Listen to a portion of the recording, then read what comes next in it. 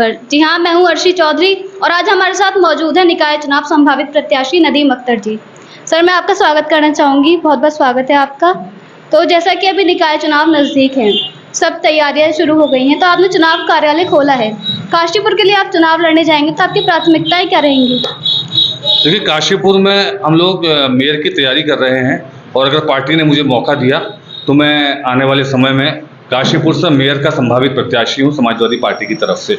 जहां तक काशीपुर में मुद्दों का सवाल है, काशीपुर में समस्याओं का सवाल है, तो आप और हम सभी बहुत अच्छे से वाकिफ हैं कि काशीपुर में समस्याओं का अंबार है। अगर हम समस्याएं गिनने बैठें तो शायद समय कम पड़ जाए, लेकिन हमारी जो प्राथमिकता रहेगी, हमारी प्राथमिकता यही है कि जो जनता के बुनियादी सवाल हैं, बिजली, स्वास्थ्य, शिक्षा, पानी, सड़क, ये ऐसी चीज़ें हैं जो कम से कम काशीपुर के निवासियों को मिलनी चाहिए। और इसके अलावा जो काशीपुर में पानी का भरान है बरसात के मौसम में, काशीपुर में एक अच्छे कन्या महाविद्यालय या कन्या विद्यालय की ज़रूरत है, बालिकाओं की, लड़कियों के लिए एक विद्यालय की ज़रूरत है। इसके अलावा यहाँ पर जो जगह जगह आप सड़कें देख रहे हैं, सड़कों की स्थिति बहुत जर्जर है, बहुत बुरी है। जो आम रास्ते हैं, जो मोहल्लों से जुड़े हुए रास्ते हैं, उनकी बात तो छोड़ ही दीजिए, जो हाईवे से कनेक्टेड रास्ते हैं उन सड़कों की भी हालत बहुत ख़राब है, जिसकी वजह से आए दिन दुर्घटना की संभावना बनी रहती है। इसके अलावा आप ये देख रहे हैं कि यहाँ पर जो एक ब्रिज यानी कि जो एक आरओबी बन रहा है, वो भी पिछले कई सालों से बन रहा है, अभी तक वो बनकर तैयार नहीं है, जिसकी वजह से लोगों को काफ़ी परेशानियों का सामना करना पड़ रहा है और ट्रैफिक की समस्या लगातार बनी हुई है। सर, जैसा कि इन समस्याओं की जब काशीपुर के जनप्रतिनिधियों से बात की जाती है तो उनका कहना लगातार यही होता है कि काशीपुर एक अनप्लैन्ड शहर है, तो इसके लिए अगर कोई भी मेयर बन जाए या कोई भी विधायक बन जाए, समस्याएं यही रहेंगी, तो इसका क्या सुझाव है?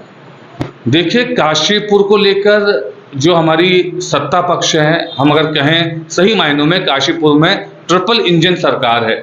यानी कि डबल इंजन सरकार तो हम सब ने सुना था, लेकिन काशीपुर में ट्रिपल इंजन सरकार थी। केंद्र में भाजपा की सरकार, प्रदेश में भाजपा की सरकार और निकाय में भाजपा। तो इसका मतलब यह है कि यहाँ पर ट्रिपल इंजन की सरकार होने के बावजूद काशीपुर के विकास को लेकर किसी के पास कोई रोड मैप नहीं है, किसी का कोई विजन नहीं है। जब चंडीगढ़ एक सुनियोजित शहर बन सकता है या बाकी के शहर सुनियोजित हो सकते हैं, तो काशीपुर का विकास सुनियोजित तरीके से प्लान्ड वे में क्यों नहीं हो सकता? केवल इच्छा शक्ति की कमी है, केवल राजनीतिक रोटियां सेकने का लक्ष्य है और इसके अलावा कुछ भी नहीं है। अदरवाइज काशीपुर की जो आज दुर्दशा है, वो दुर्दशा शायद नहीं होती और काशीपुर भी सही मायनों में विकास के रास्ते पर आगे बढ़ रहा होता। सर, मेरा अगला सवाल आपसे ये है कि जैसे कि हम बाकी स्टेट से अगर सीख लेते हैं तो हमें अच्छी चीज़ें अडॉप्ट करने को मिलती हैं, उनसे सीखने को कुछ मिलता है, तो यूपी की तर्ज पर जो है उत्तराखंड में बुलडोजर वाली कार्रवाई भी शुरू हो गई है। दूसरी तरफ बात की जाए तो ठेलों पर अब नाम लिखने ज़रूरी हैं, मालिक कौन है, वहाँ पर काम करने वाले कौन है, ये सब बताना ज़रूरी है। तो धर्म को अगर साइड रखा जाए तो क्या ये सही फैसला है? कोई भी फैसला जो ये सत्ता पक्ष है इस समय, ये सांप्रदायिक रूप के सोचे बगैर नहीं लेता और इस बात की वानगी आज हमने सुप्रीम कोर्ट में देखी। सुप्रीम कोर्ट में दोनों सरकारों को, उत्तर प्रदेश की सरकार हो या उत्तराखंड की सरकार हो, बहुत बड़ा झटका लगा है और इनको आईना दिखाया है कि जो भी ये फैसला करते हैं ये सांप्रदायिक दृष्टिकोण से करते हैं, हिंदू मुस्लिम की बात नहीं करते, लेकिन विशुद्ध रूप से इनके फैसले हिंदू और मुस्लिम के लिहाज से होते हैं। जिन लोगों ने इनको वोट नहीं दिया, उनसे बदला लेने के लिए, एक पूरे समुदाय का आर्थिक बहिष्कार करने के लिए यह फैसला किया गया था। लेकिन जिस तरह से सुप्रीम कोर्ट ने आज इनको लताड़ लगाई और ये कहा कि इस तरह का फैसला किसी भी तरह सही नहीं है, केवल आप ये लिख सकते हैं कि वहाँ पर भोजन शाकाहारी है या मांसाहारी, लेकिन उसमें नाम लिखना, ये लिखना, पूरी पहचान जो उजागर करना, ये किसी भी तरह सही नहीं था। और ये सुप्रीम कोर्ट में आज हमें सुनवाई के दौरान जब सुप्रीम कोर्ट ने रोक लगाई तो दिखाई दिया। मैं ये कहना चाहता हूँ कि ये सरकार के दोहरे मापदंड हैं। एक तरफ बीफ कंपनियों से, बीफ की जो कंपनियां हैं देश में बड़ी बड़ी, उनसे आप चंदा वसूल करते हैं, ये दोहरे मापदंड क्यों? और दूसरी तरफ आप इस तरह के फैसले करते हैं जिससे पूरा एक समुदाय का जो है आर्थिक बहिष्कार हो। इससे देश जो है प्रगति के पथ पर आगे नहीं बढ़ेगा, देश में विभाजन और तेज होगा।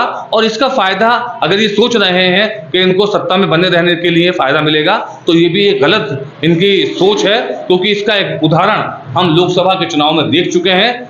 लोगों ने जनता से जुड़े मुद्दे न उठाने के लिए भाजपा को नकारा है। देश में बहुत सारी समस्याएं हैं, प्रदेश में बहुत सारी समस्याएं हैं, तो उन समस्याओं पर अगर ध्यान दिया जाए तो शायद जनता का समर्थन इनको हासिल होगा।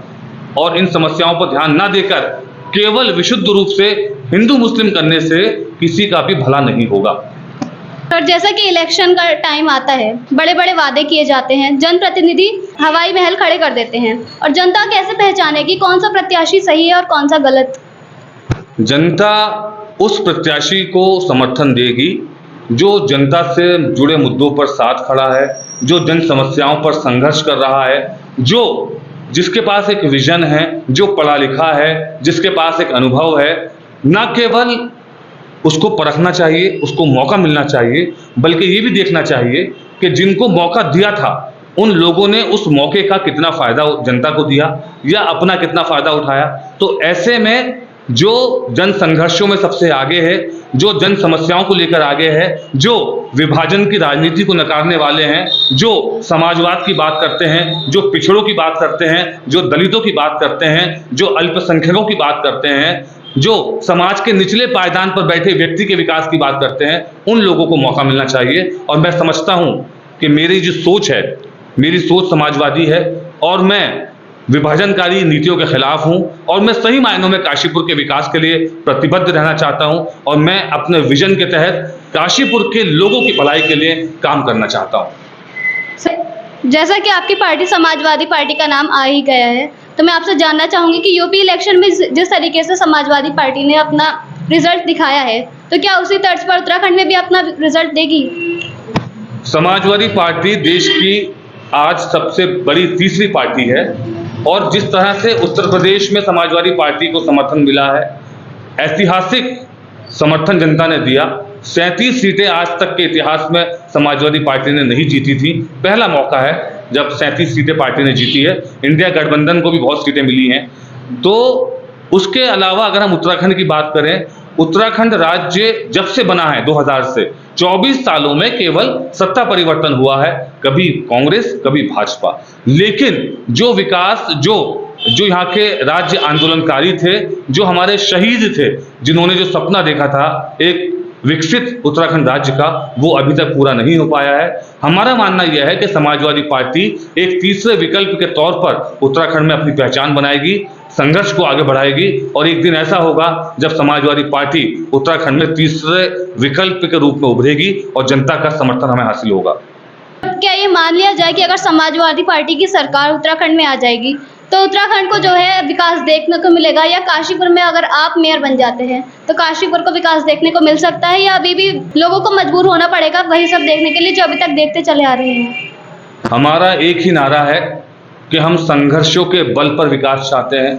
हम लोगों के साथ खड़ा होना चाहते हैं, जो गरीब लोग हैं, जो पिछड़े हैं, जो दलित हैं, जो दबे कुचले हैं, जो मेहनतकश लोग हैं, हम उनके साथ खड़े होना चाहते हैं। उनके लिए हम चाहते हैं नीतियाँ ऐसी बने जो उसका फल उनको मिले, जो उनके विकास को आगे बढ़ाएं, जो उनके हित में हो। और इस संघर्ष के लिए हम हमेशा तैयार रहेंगे, चाहे इसके लिए हमें कोई भी कीमत चुकानी पड़े। सर, जैसे कि बारिश का मौसम चल रहा है, पिछले साल भी देखा गया कि काशीपुर में काफ़ी मकान ढह गए और उन कुछ धनराशि दे दी गई। क्या उससे उनका गुजारा हो जाएगा? ये तो प्रशासन की अपनी नाकामी है। बारिश के मौसम में अगर किसी गरीब का मकान ढह जाता है तो उसके साथ सहानुभूति रखते हुए उसे कम से कम हमें इतना मुआवजा देना चाहिए कि उसके सर पर एक छत हो सके, उनके बच्चों के लिए राशन की व्यवस्था हो सके, उनके लिए कपड़ों की व्यवस्था हो सके। लेकिन हमारा प्रशासन जो है, जो मदद करता है, वो मदद ऐसे करता है जैसे ऊंट के मुंह में जीरा। इस मदद से कितना फ़ायदा होता होगा, मुझे लगता नहीं कोई बहुत बड़ा फ़ायदा होता है। तो ऐसे में प्रशासन को, शासन को ये सोचना चाहिए कि अगर कोई पीड़ित है, अगर किसी का मकान ढहा है बारिश की वजह से, तो कम से कम उसको इतना मुआवजा तो मिल जाए कि वो अपने लिए एक छत की व्यवस्था कर सके, अपने बच्चों के लिए कपड़ों की व्यवस्था कर सके, अपने परिवार के लिए भोजन की व्यवस्था कर सके।